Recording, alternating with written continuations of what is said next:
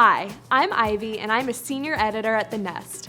I'm here today to give you some insider tips on how to save when transforming the kitchen.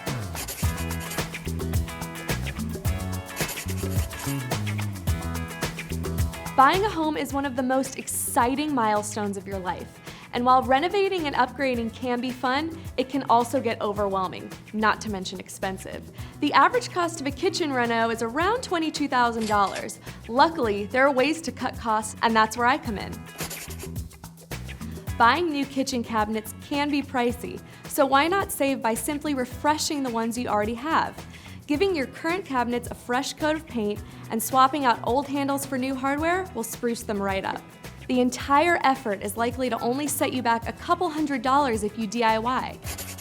When it comes to scoring a deal on appliances, timing is everything.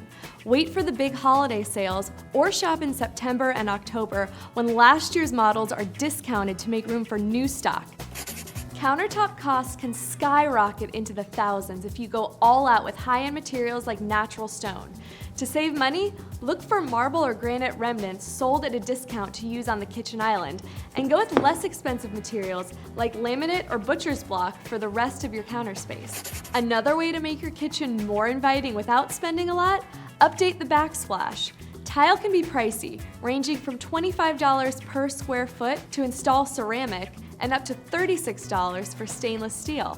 But you can get big discounts if you buy a discontinued style. These are our top tips for how to look like you spent a fortune even though you saved big on your kitchen renovation. For more financial and inspirational ideas for your new home, visit thenest.com/ally.